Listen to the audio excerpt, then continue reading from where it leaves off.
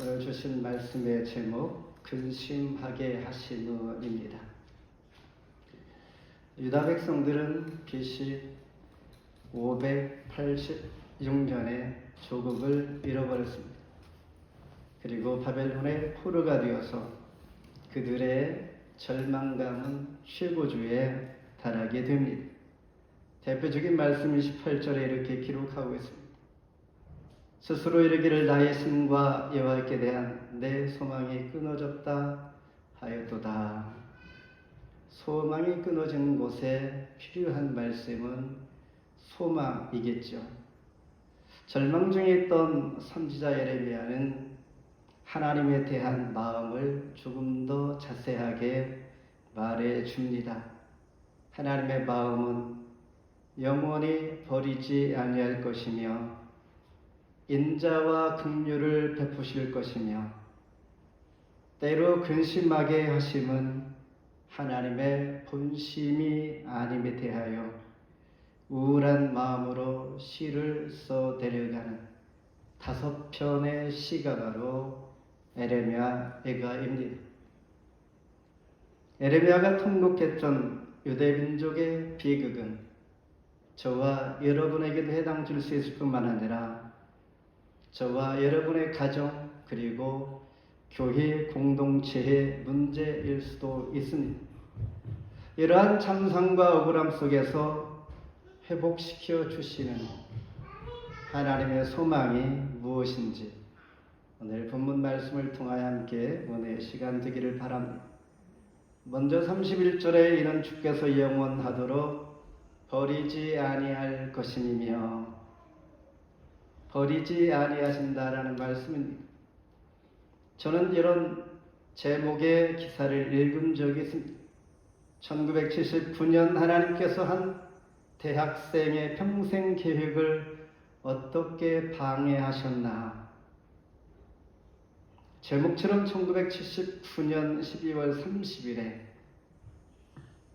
17,000명이 모이는 빌리 그레이엄 목사의 설교를 듣기 위해서 미국 일리노이 대학교에 많은 사람들이 모입니다. 그때의 오하이오주 신시내티 대학생 1학년이었던 폴 마우라는 사람도 겨울 방학을 맞이해서 이 컨퍼런스에 참석하기 위해서 멀리 4시간 거리 자동차를 운전하여 참석하게 됩니다. 이 학생의 원래의 꿈은 FBI 요원이 되는 것이었습니다.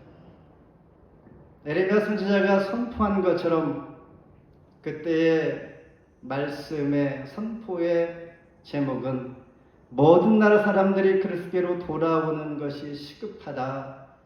이 말씀이 이 학생에게 감동이 되었던 것입니다. 이 말씀을 듣던 이 학생은 마음속에 감동을 받으며 하나님께서 이 일을 위하여 자기도 부르셨다라는 콜링을 느끼면서 그는 계획을 세웁니다. 앞으로 10년 사역자로서의 준비 계획을 세우게 됩니다. 그리고 그는 클레어몬트 대학에서 정치학 박사학위를 받게 됩니다. 그리고 인생을 바꿀 3주간의 세계 여행을 합니다. 마치고 돌아와서 고든 코넬에서 신학 공부를 하고 사역에 참여하게 됩니다. 그 와중에 그의 아버지는 세상을 떠나고 이제 사역을 통하여 그리스도의 훌륭한 제자로서의 성장과 경험을 하게 됩니다. 그러던 중 2014년에 그리스도의 중심 대학으로 잘 다음 세대를 위하여 세워가겠다는 학교의 방침에 따라 그가 발탁이 되어서 바로 그는 대학의 총장으로 가게 됩니다. 미국 노스캐롤라이나 주 제8대 몬트리트 대학의 총장을 역임하면서 그는 말하기를 원수는 항상 우리를 쫓고 있습니다. 그리고 넘어질 길을 항상 우리 앞에 놓여 있다라고 말하면서 그는 매일매일 한 시간씩 걷습니다. 한 시간 중에 30분은 걸으면서 하나님 앞에 예배하는 시간이요, 나머지 30분은 오디오북을 들으면서 마음을 부드럽게 훈련해 나갑니다. 그리고 그 가운데 그리스도께 마음을 드리는 그러한 시간을 갖게 됩니다. 그 과정이 순탄치는 않았으나 하나님의 삶의 목적과 의미가 있으므로 우리는 세상 가운데 큰 일을 해 나갈 수 있다라고 그는 간증하게 됩니다. 이 과정이 어찌할지라도 우리는 하나님께서 저와 여러분을 통하여 삶의 목적과 의미를 주신다면 우리는 이 과정을 잘 극복하고 이 과정을 통하여 더욱더 앞으로의 큰 것을 위하여 일할 수 있다라는 그런 자부와 용기를 얻게 하시는 것입니다. 이처럼 에레미야 선지자는 이스라엘 망할 것이요 바벨론에 항복하라, 그리고 여호와께 돌아오라, 이것이 그들에게 있어서 최선이라고 외칩니다. 하지만은 이스라엘 백성들 절반은 애굽의 힘을 의지하게 되고 또 다른 절반은 바벨론의 힘에 의지하면서 왕들조차 정신을 못 차리고 있을 때, 오늘 말씀을 쭉 읽다 보면 2절, 4절, 5절, 6절 쭉 보면 반복되는 말씀들이 있는데 그들이 과연 어디에 집중하며 그런 상황 가운데 살아가고 있는가? 몇 구절만 보면 2절에 나를 이끌어 어둠 안에서 걸어가게 하시는 하나님, 4절에 나의 살과 가죽을 쇠하게 하시며 나의 뼈들을 꺾으시는 하나님, 16절은 조약돌로 내 입을, 내 이빨을 꺾으시고 채로 나를 덮으신 하나님. 이 과정에서 이스라엘 백성들은 자신들의 고통에만 집중하고 있습니다. 그러면서 그분 즉 하나님의 괴로움을 나에게 주었다고 원망하고 있는 것이죠. 이때 하나님께서 말씀하십니다. 4장 10절에 보면 여호와께서 그의 분을 내시며 그의 맹렬한 진노를 쏟으시고 시온의 불을 지르사 그 돌을 사르셨도다. 이런 상황을 맞이하면 어떻게 대처를 해야 할까? 성경에서 묻고 또한 답을 주십니다. 19절로 26절에 보면 사구의 전환을 가져올 것을 우리에게 교훈해 줍니다. 이런 상황을 맞이하면 19절에 내 고초와 재난을 하나님 나는 낙심이 듭니다. 그러나 21절에 오히려 이것들이 나에게 소망이 될 뿐만 아니라 22절에 주의 인자와 긍휼이 무궁합니다.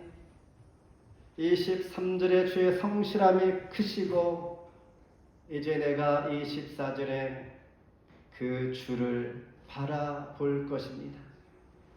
25절에 여호와는 선하시며 26절에 사람이 주를 바라며 잠잠히 기다리는 것이 좋다라고 말씀합니다. 이 말씀이 우리가 고난 당할 때, 고통 당할 때에 마음의 전환, 사고의 전환을 가져올 이유가 여기에 있는 것입니다. 그러면서 하나님께서 나를 절대 버리지 아니하실 것이라는 하나님 안에서의 소망을 우리는 가져야 하는 것이 성경적인 교훈입니다. 하나님 때때로 자기 백성들이 본래의 삶을 찾을 때까지 자기의 삶이 무엇입니까? 나의 삶이 아니라 하나님 뜻에 비추어 하나님 뜻 안에서 살아갈 수 있을 때까지 목적을 두시고 일시적으로 혼란할 때, 그리고 연단과 골짜기로 밀어 넣을 때가 있습니다. 이 과정은 내가 아직 하나님 뜻 안에서 하나님 보시기에 알맞은 사고와 삶을 살지 못할 때 하나님께서 그렇게 하신다라는 것입니다. 이처럼 이스라엘 백성들도 바벨론 포로가 되었으나 하나님은 버리지 아니하실 것이요 70년 후에 다시 예루살렘으로 귀환할 것을 하나님께서 소망으로 주시는 것입니다. 따라서 바오로 말처럼 과정은 순탄치 않으나 하나님은 나에게 삶과 목적과 의미를 주심으로 세상 그 무엇보다도 더 큰 것을 위해 살 수 있게 하신다는 이 기대와 소망 가운데 현재 주어진 것에 가장 소중히 여길 뿐만 아니라 고난과 고통 가운데 어려움이 올 때에 하나님께서 나를 버리지 아니하시고 나를 인도해 주시는 그 소망의 사고 청하니 26절 말씀처럼 잠잠히 주의 때를 기다려야 한다라고 말씀하고 있습니다. 두 번째는 긍휼히 여기시는 하나님이십니다. 32절 함께 봉독합니다. 시작. 그가 비록 근심하나 그의 풍부 인자하심에 따라 긍휼히 여기실 것입니다. 그들의 죄악으로 인해 당한 구체적인 내용들이 5장 2절로 28절까지 쭉 언급하고 있습니다.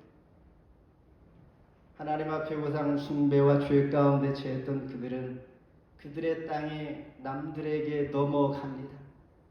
아버지가 없는 고아가 됩니다. 전쟁이 있어서 아버지가 죽게 된 것이겠죠. 이제 홀어머니가 되고 물과 나무조차 선물로 마구 사용하고 마시던 물조차 돈을 주고 얻어야 하는 그런 상황을 초래하고 몸이 지쳐있지만은 쉴 수 없게 되고 굶기를 밥 먹듯이 하고 아이들은 나무 짐을 지며 비틀거리고 있습니다. 그리고 마음의 즐거움이 사라졌습니다. 그리고 젊은이들은 노래를 부르지 않고 있습니다. 그리고 시온산이 거칠어져서 여우들만 득실거린다라고 그때의 상황을 말하고 있습니다.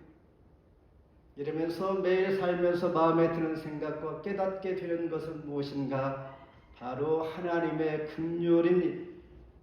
하나님의 긍휼이 없다면 우리는 하루도 살 수가 없다는 것이죠.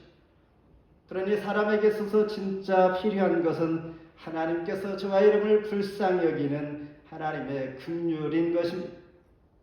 이런 상황에서 예레미야 선지자는 영적으로 아삭 직전에 놓여있는 나라를 위하여 하나님 앞에 소망적인 기도를 드립니다. 이는 부정적인 생각과 감정에서 벗어나 하나님의 인자하심과 긍휼하심을 찬양하고 바라볼 수 있기를 원하는 것이죠.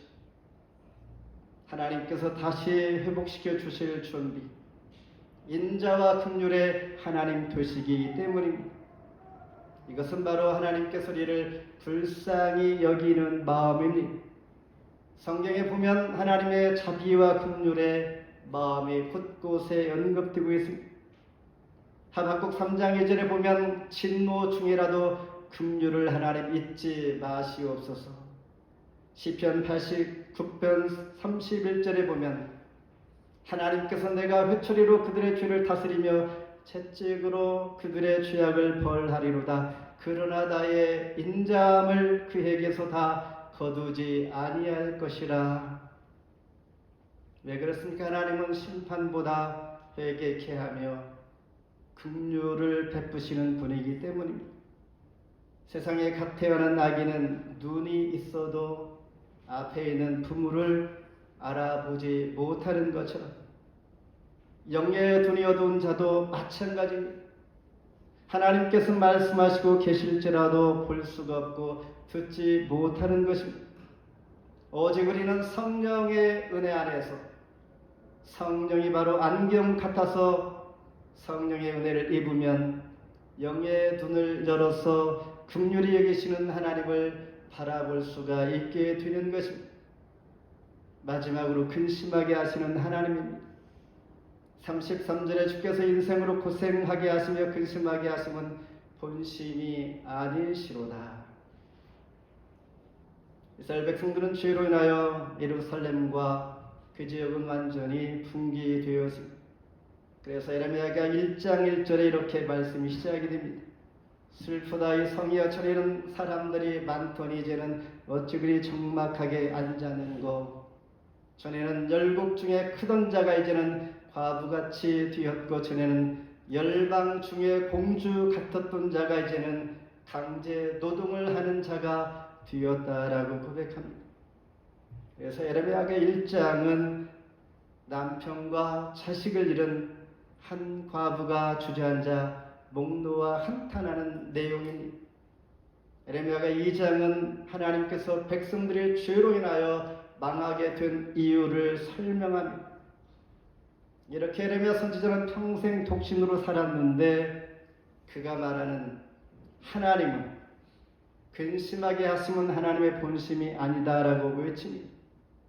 본심이라는 것은 의지적인 기능을 말하는 것이고, 쉽게 말해서 우리의 마음을 말하는 것이죠. 주의 본심을 깨달은 에레미야는 37절 39절에서 사람이 자기 죄로 벌을 받고 어떻게 원망할 수 있겠습니까? 주인이 벌을 받을 때에는 대부분 벌에 집중하기 쉽습니다. 벌이 워낙 무섭고 힘들기 때문입니다. 하지만은 본문에서 우리에게 주는 교훈은 벌보다 죄에 대해서 집중할 필요가 있습니다. 어디에서 이런 결론을 얻게 되었는가? 원인이 무엇입니까? 그리고 난 후에 회개할 수 있는 자, 바로 하나님 앞에 집중해야 합니다. 하나님의 본심은 근심하게 하는 것이 아니요 회개하고 용서받아 회복되어서 일어서는 것입니다. 그리고 기쁜 마음으로 하나님의 백성으로 살아내는 것입니다. 오늘도 저와 여러분이 하나님의 본심 때문에 이렇게 예배하며 예배 가운데 나의 마음을 내려놓고 소망 가운데 하나님 앞에 나아가는 것입니다. 어느 시골의 통나무집에 살고 있는 병약한 사람이 있었습니다. 그 집 앞에 큰 바위가 있어서 사람들이 출입하는데 몹시 불편했습니다. 어느 날 꿈속에 하나님의 사랑하는 아들아, 너희 집 앞 골목에 있는 바위를 매일 밀어라. 그래서 이 병약한 자는 8개월 동안 매일매일 바위를 밀었으나 전혀 움직일 기미가 보이지 않자 8개월 동안 헛수고했다고 하나님 앞에 원통해합니다. 그때 다시 하나님께서 말씀하십니다. 내가 너에게 바위를 옮기라 하지 아니하고 밀라고 했을 뿐이, 이제는 8개월 동안 너희가 헛수고했다고 하지만은 거울 앞에 너희 자신을 한번 보라. 그런데 이 병약한 자는 깜짝 놀랐습니다. 8개월 전에는 병약하여 쓰러질 만한 그런 사람이었었는데 바위를 매일매일 밀다 보니 근육질의 남성으로 변해있음을 보고 깜짝 놀랐던 것입니다. 이것이 하나님께서 그를 향한 원하는 의도였던 것입니다. 마태복음 11장 28절 30절에 수고하고 무거운 짐진 자들아 다 내게로 오라. 내가 너희를 쉬게 하리라. 나는 마음이 온유하고 겸손하니 나의 멍에를 메고 내게 배우라. 그리하면 너희 마음의 쉼을 얻으리라. 내 멍에는 쉽고 내 짐은 가벼움이라. 종이나 동물이 매는 그 멍에를 예수님께서 매셨던 것이죠.